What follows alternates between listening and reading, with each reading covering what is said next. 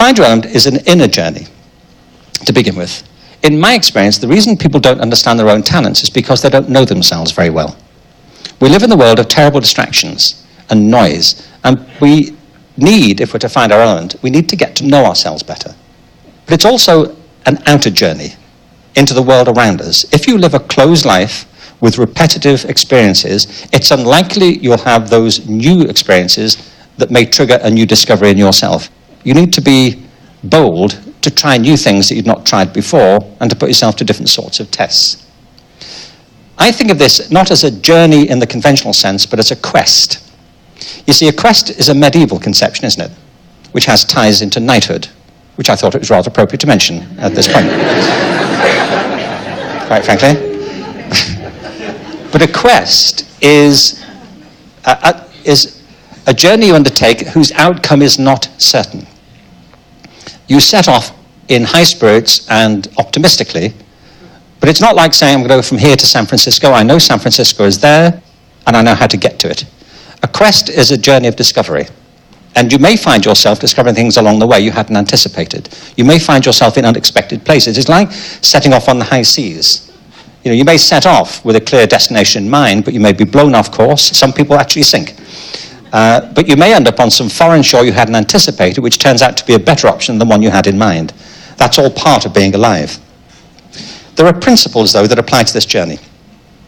The first of them is this, that every life is unique. Now, it's easy to say this, and it's often forgotten. Can I ask you something? How many people do you think have ever lived? How many human beings? Let me be clear about this. I'm talking about modern human beings. I'm not talking about prehistoric creatures who went around on their knuckles grunting. You know, I'm talking about attractive people like us. With striking profiles and a sense of irony. We're thought to have evolved maybe 100,000 years ago. I mean, modern human beings, behaviorally, we evolved it's thought about 100,000 years ago. The arguments continue, but that kind of range. So how many of us do you think there have been? I mean, people like us who've woken up in the morning, concerned about what the day may bring, raising families if they did, wondering what their lives as a whole may add up to, but with our sorts of thought process, access to language and so on. How many do you think have preceded us and are here now? What number comes to your mind? Out loud. You have to be out loud because I'm... What? 10 billion? A trillion? 100 what? 100 billion? 7 billion? A bit of a range, isn't it? All right. 7 billion, 1 billion to a trillion. Okay. Let me tell you. Nobody knows. All right?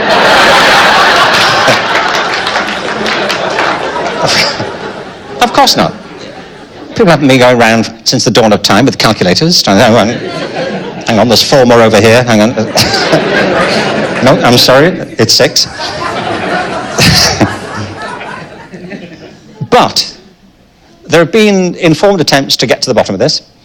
If you Google the question, which is what I did, you'll find yourself on places like the Centre for Population Studies and things like that, the UN, and people have been making attempts to figure it out, taking account of demographic shifts and patterns of birth and migration, all of that. It's a complicated equation. What it comes to, somebody at the back was very close to it, they said the figure people gather around now is to say that probably the total number of people who've ever lived is somewhere between 80 and 110 billion. So let's say 100 billion, as you said. Let's go with that, 100 billion. The thing is that every single one of those lives is different and unique, as yours is. Nobody has ever lived your life, and nobody else ever will. You're a unique moment in the whole of human history. Now, you may be like other people, of course. I mean, I, for example, I think about things that I thought were special, unique to me, but I'm an awful lot like my father. Now, my father was born in 1914, and we looked like each other, and, it's one of the things that happens to you as you get older. You start having thoughts that your father shared with you when you were young that you condemned him for. And, You turn into a light, people turn into their mothers. But I'm a lot like my dad. So some of what's unique about us is inherited. But I'm not a clone of my dad. I'm also a lot like my mum, in lots of respects. And I have 5 brothers and a sister, and we all share some of these attributes, but we're all different. Can I ask you, how many of you have got children of your own? All right, how about 2 or more? All right, well, look, let me make you a bet. And I'm confident I will win this bet.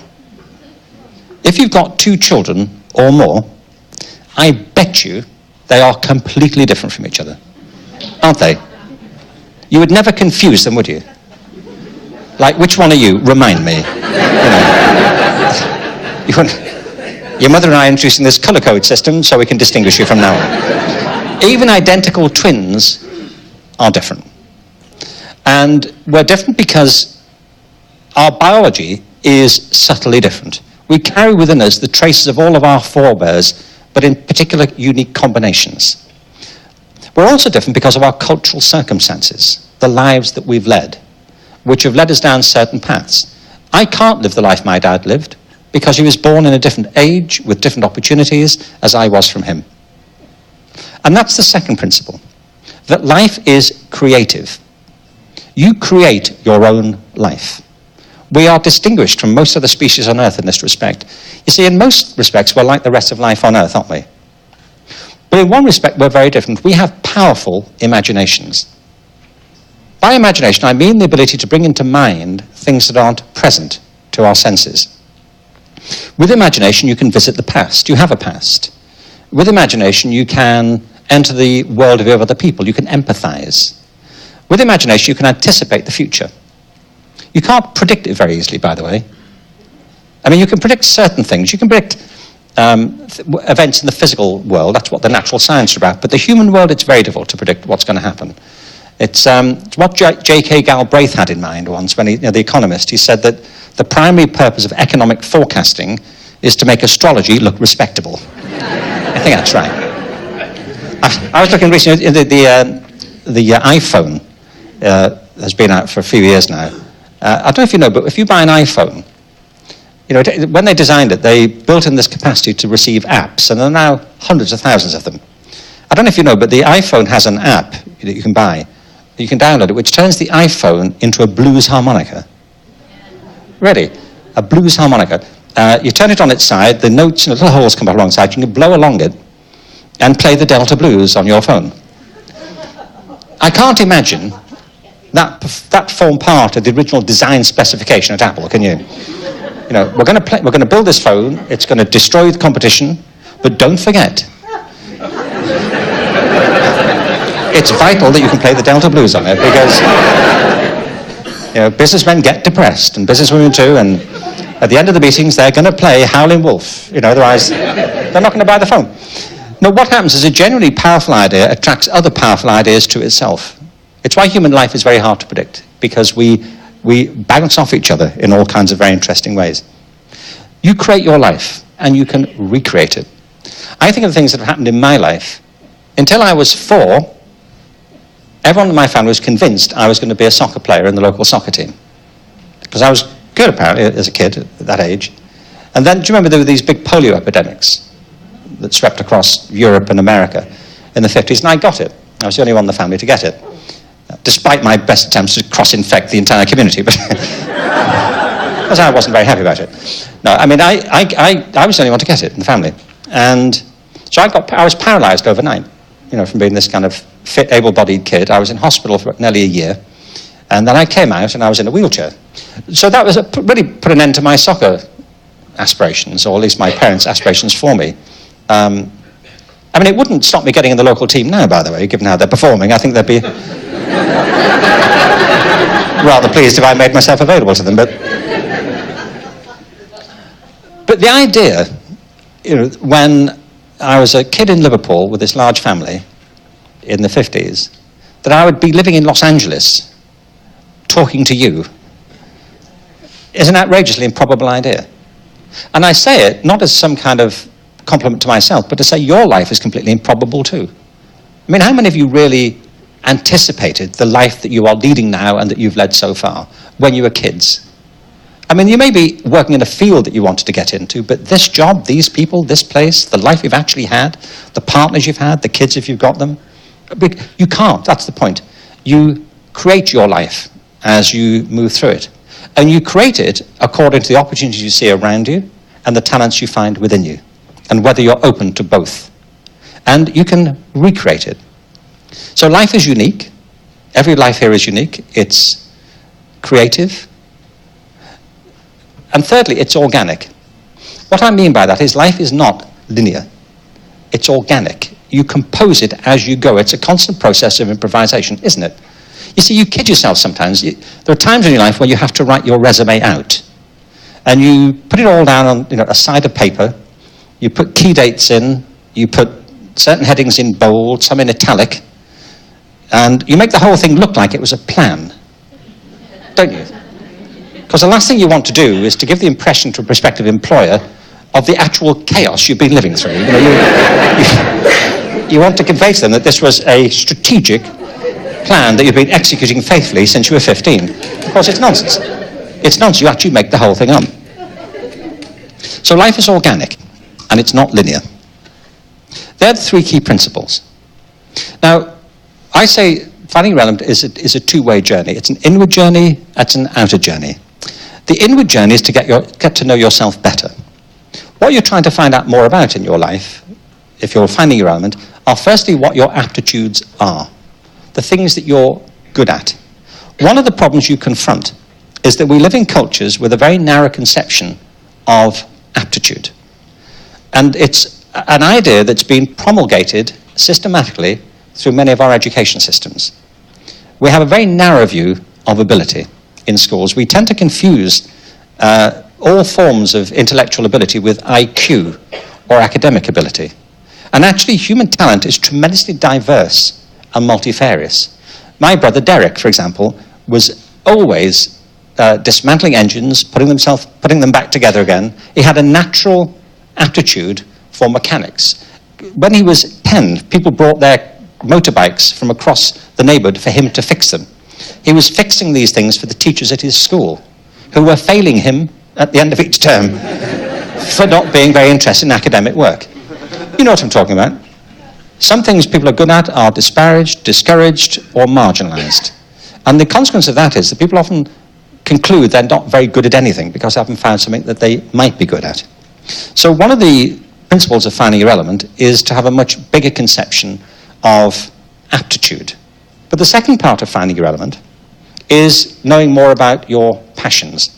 Let me just say a quick word about this. By passion, I mean things that you love to do. You see, in English, we only have a couple of words for love, and they're not terribly helpful. We use the same word for your feelings towards donuts and your fiancé, so it's not very helpful. We need something more nuanced, I feel, around this. The Greeks have a word for it, which is philos, which is that sense of loving activities. It's the word that gets tacked on or at the end of words like being a bibliophile or a francophile, a love for certain ways of doing things, certain things. That's what I mean. You see, finding your passion is an intriguing process. The word passion itself has changed its meaning. What it originally meant was suffering and endurance. It's in that sense that people in Christianity talk about the passion of Christ, the suffering of. Of course, now it means the exact opposite.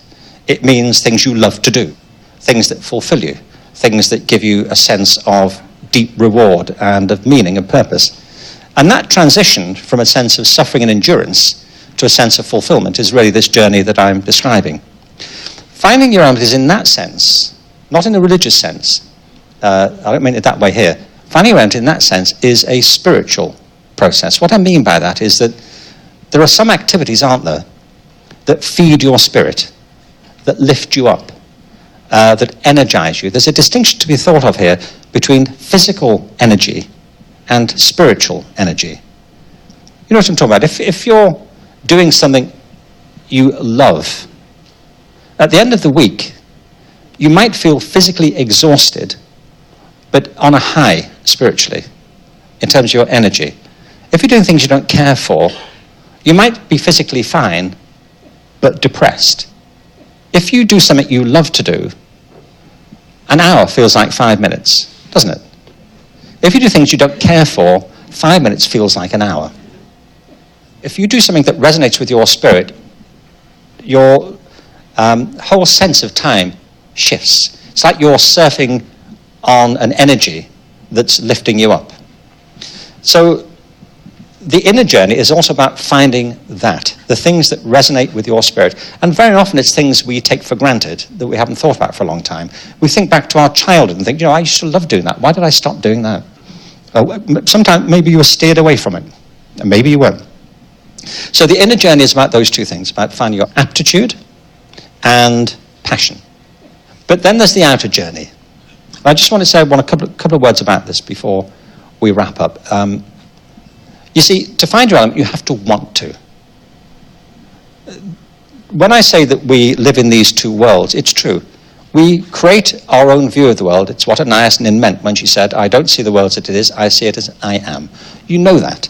There have been lots of attempts throughout the whole of human culture, cultural history, to come up with classifications of human beings.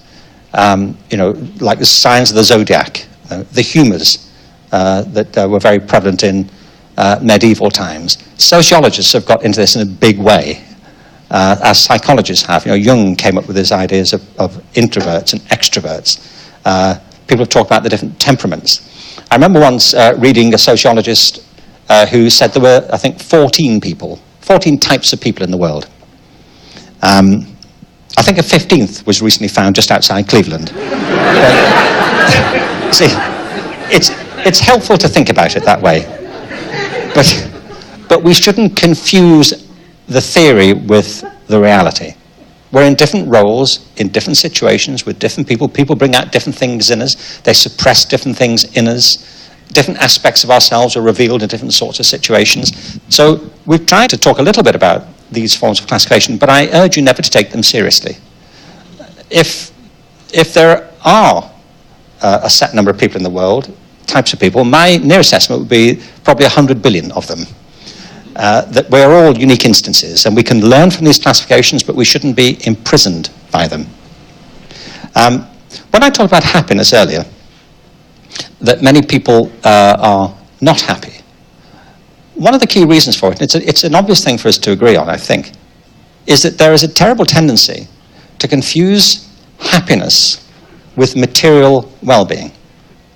Been the driving theme, really, of modern culture, hasn't it? Of materialism. That if you get this stuff, you'll be happy. All the evidence, of course, is the contrary. That some of the most affluent countries in the world are also home to some of the least happy people in the world. There is no correlation between wealth and happiness. We should know that. You only have to look at people who win the lottery and to see how desperately their lives often get mangled as a consequence.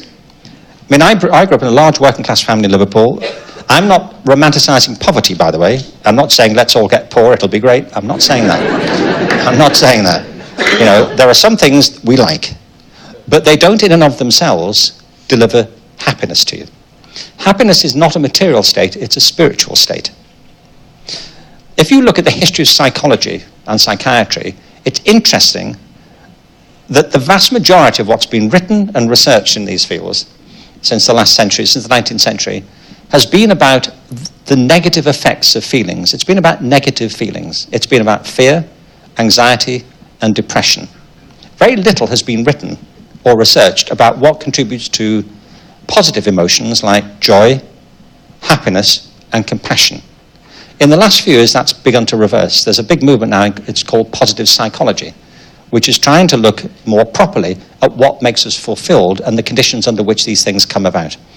And there's a very interesting writer called Sonia Lyubomirsky, who is in the mainstream of some thinking in positive psychology, to say that there are various factors that contribute to a sense of well-being, spiritual well-being. Part of it's biology. Some people are naturally a bit more miserable than other people. Some people are a bit more buoyant than other people. You know that. So biology accounts for some of it. Circumstances account for some of it. But neither accounts for all of it. Because there's a third factor which is very potent, which is behavior. What you actually do. what you choose to do with what's at your disposal, internally and externally. And the people who are most fulfilled are the ones who take action to be that way. And one of the ways in which you can be that way is to discover these talents and passions to find your element. It's one of the great sources of well-being, of spiritual fulfillment. Ya volvemos con ¿Cómo encontrar la pasión? Reunimos los mejores pensadores en un ambiente relajado y exclusivo. Media hora para conocer sus ideas más valiosas, vanguardistas y controversiales. Preguntas y respuestas en primera persona. Los líderes que inspiran. Los mejores en su rubro. Todos están en Spotlight. Solo por WOW.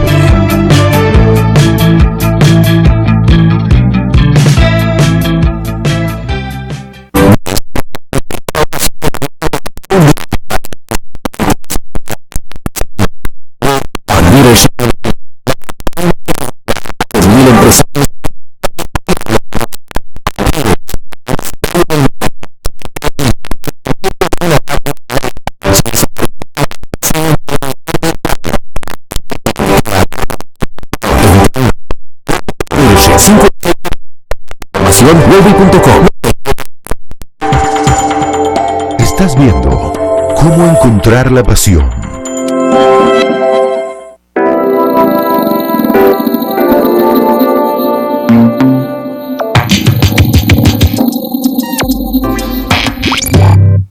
I said I had polio. My father, who was so supportive of me being a soccer player, because he was a great sportsman himself, thought the worst tragedy had ever happened to our family when I got polio when I was 4.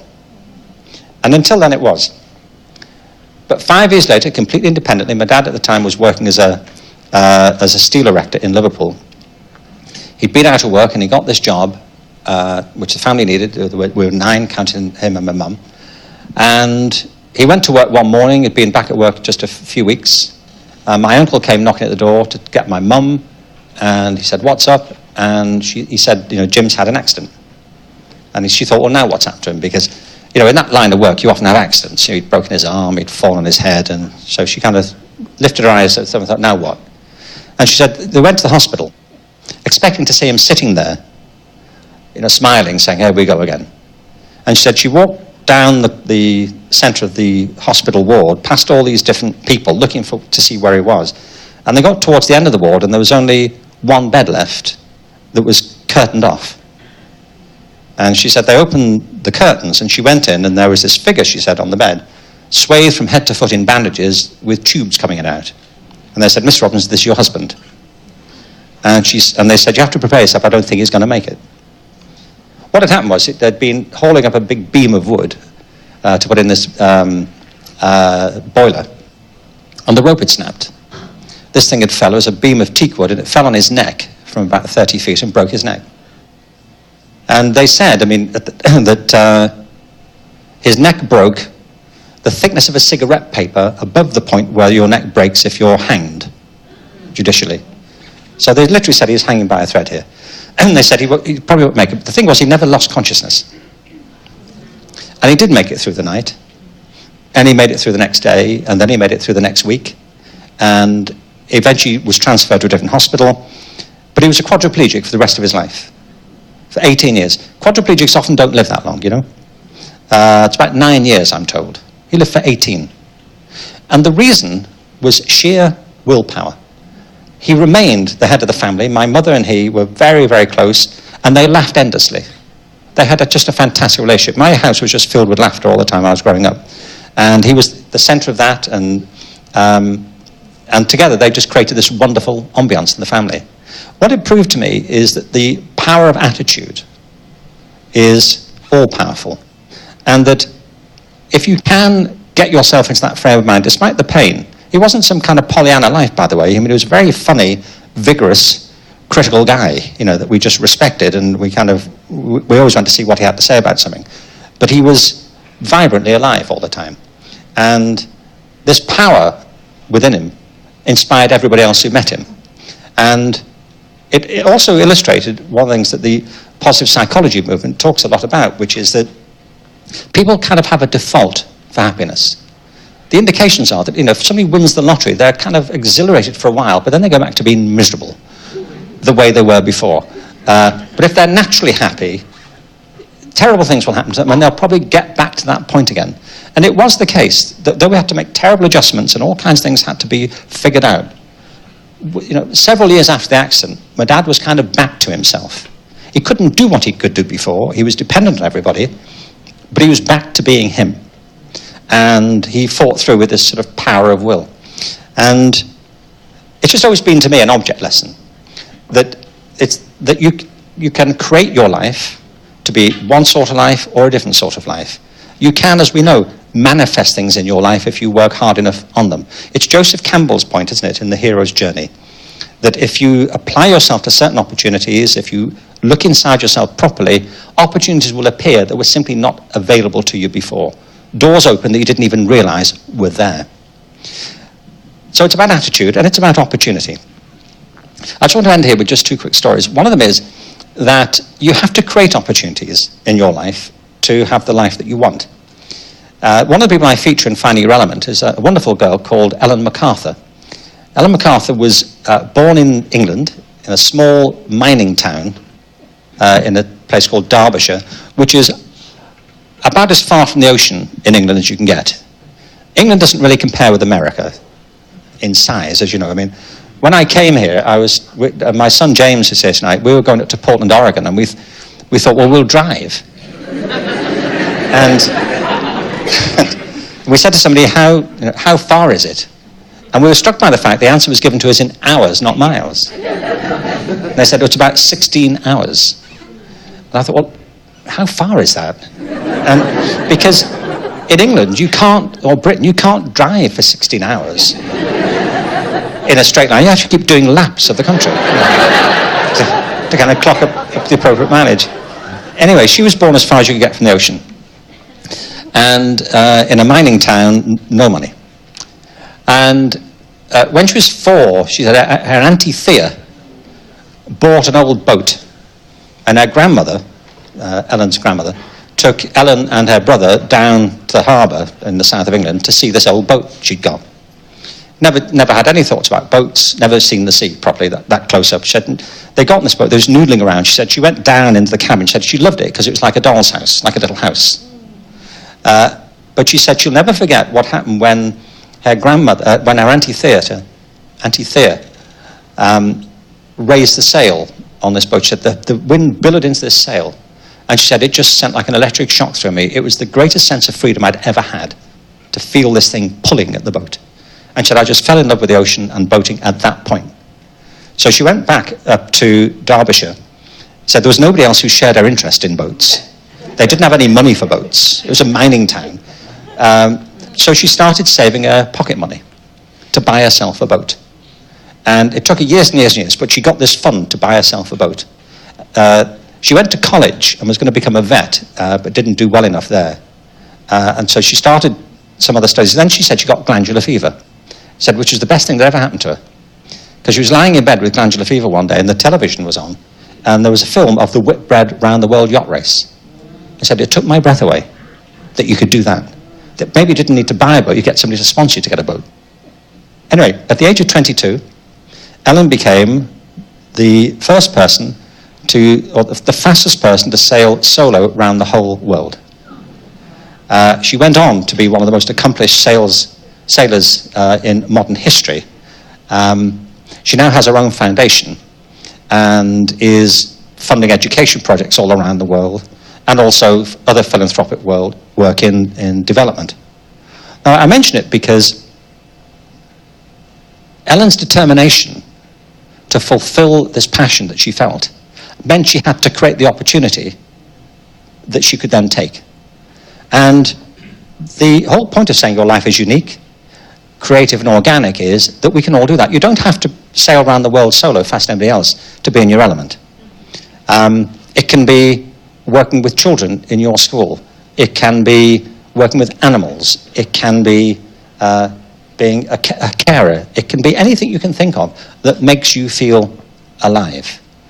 Because in the end, it's not about winning some global prize. It's winning the prize of your life back and having that life. One of the people, though, that I did just want to mention, that I've become very friendly. I've been doing a lot of work in Oklahoma the past few years. Oklahoma wants to become the state of creativity. Now, stop that. Stop it. Stop it. No, really. See, when I say that outside of America, people go, really? Inside America, people go, really? Yes. Really, Oklahoma's full of wonderful people, 3.5 million people. It's an amazing place. Anywhere where there's that many, anywhere where there's people, there's this deep resource of natural talent. So believing in that's really important. It's very interesting, if you look at, as it were, famous failures. Like Steve Jobs was sacked from Apple. Oprah Winfrey, we're told, was demoted as a news anchor because they said she wasn't fit for television. Michael Jordan was dropped from the school basketball team. Walt Disney was sacked from his newspaper job because they said he lacked imagination. Really? Really? You can go on with these. Einstein was told he would never add up to anything. Winston Churchill was nearly thrown out of school because his English results were so bad. He went on to win the Nobel Prize for Literature, having done all the things he did in the military life. So, I say resources are often buried deep beneath the surface. You have to look for them and believe they're there, in you and the people around you. And it's true in Oklahoma, and I've become an ambassador for Oklahoma. It's true. No, it's true. You know that. It's like, people who've never been to LA, think it's all the movie business and nothing else, and plastic surgeons. And we know that's not true. There are dentists here too. Anyway, one of the people I've got to know really well is a wonderful guy called Bart Conner. I don't know if you know Bart Conner. But Bart Conner has a very interesting tale. When he was, I think, 8, he discovered that he could walk on his hands as easily as he could walk on his feet. Now, we don't know how he discovered this, but he did. And then he discovered that he could go up and down stairs on his hands as well, as easily as on his feet. If you were here now, he'd do it for you. Well, nobody thought much about this, although it was, he was in demand socially. I mean, Bart, so he didn't think much about it, but his mother did. And I think when he was 8 or 9, something like that, his mother spoke to the school. This was in downtown Morton Grove, Illinois. She spoke to the school and said that she thought Bart would benefit from going to the local gymnasium. And the school agreed. So she took him down there. And Bart said he will never forget the feeling he had when he walked into that gymnasium. I said, what was it? He said, it kind of took my breath away. It was like Ellen MacArthur seeing the wind fill the sails. He said, it kind of took my breath away. He said, it was like Santa's house in Disneyland in one place. I said, go on. He said, well, there were wall bars, there were trampolines, there were trapezes, ropes. He said it was intoxicating. Now, is that how you feel when you walk into a gymnasium? Is it? Do you find it intoxicating? And looking round, not all of you, I feel. No. I'm just saying. You see, I don't, I'll be honest with you. I do not find it intoxicating to go to a gymnasium. On the contrary, I need to get intoxicated if I am within 50 yards of a gymnasium. Anyway, he loved it, and he went every day, or as often as he could. And 10 years later, he walked onto the mat at the Montreal Olympics, representing the United States in the male gymnastics squad. He went on to be the most decorated male gymnast in American history. To that point, he lives now in Norman, Oklahoma. He's married to Nadia Comaneci. Remember her, don't you? The first perfect 10 in women's gymnastics. They have a wonderful little boy called Dylan, after Bob Dylan. They have their own gymnastics center. And he and Nadia are leading members of the World Special Olympics movement. So between them, they've helped to liberate the gymnastic capabilities of thousands and thousands of athletes with special needs. Now, the thing is, none of that would have happened. You could rewind the whole movie. None of it would have happened if his mother hadn't encouraged him. Isn't that right? You know, she could have said, when Bart was 8, Bart, will you stop it with the hands thing? you know, we're over it. We get it, now knock it off and focus on your homework. But she didn't. She encouraged him. But by the way, we do that a lot in our public institutions, and especially as the curriculum in schools gets narrower and more standardized, and we exclude options, we increasingly are saying to our kids or to other people, stop it with the hands thing. Whatever the hands thing is for them. It might be art or music or dance, or it might be physical education, whatever it is. The narrowing of the curriculum, which is excluding many of these programs, particularly arts programs, I think, and humanities programs, is a catastrophe, because it's denying people access to some of their deepest talents, all kids. And so we institutionally say, stop it with the hands thing. But the thing is, even though she encouraged him, she couldn't have known, could she, when she took him to the gymnasium, the life that was opening up before him. She couldn't have seen through that door to the road that lay ahead. And the reason she couldn't is because you can't. You can't plan the whole journey, because it's not like that. Life is not linear. It's organic. All you can do is take the first step, and then the next step after that, and respond to what's in front of you. And of course, if you're in your element, as he was there, you meet new people come into your life, you affect other people's lives, and your life goes in a different direction. You know, I'm quite sure his mother did not have a linear plan. I'm sure she didn't think, when Bart was 8, like, here's Bart, he can do this hands thing. I gather there's this girl in Romania. And I have a Bob Dylan collection. The whole thing's working out beautifully, you know, the whole plan. You can't live it that way. All you can do is open yourself to the world around you and to the world within you, and see new opportunities arise.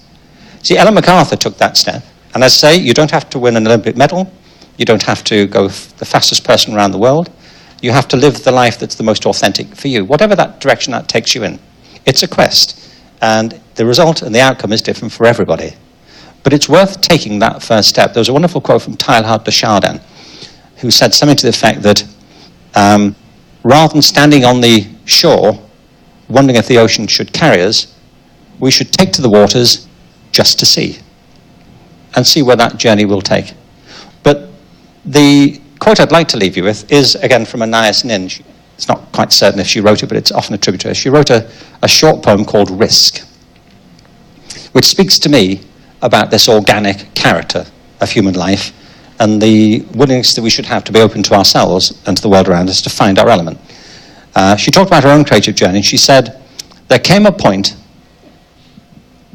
when the risk of remaining tight in a bud was greater than the risk it took to blossom. I think that's right. I think if we live lives that are constrained against what we feel are our natural talents, the effort we put in to not being ourselves is greater than the effort it would take to become ourselves. And although we can't predict the outcome of that, the organic nature of human life, its inherent creativity, the diversity which characterizes it means, I think, that if we make this determined effort to find our element, we'll all be opened up to a new harvest of possibility, which will enrich not just our own lives, but the lives of all those around us. Thank you very much.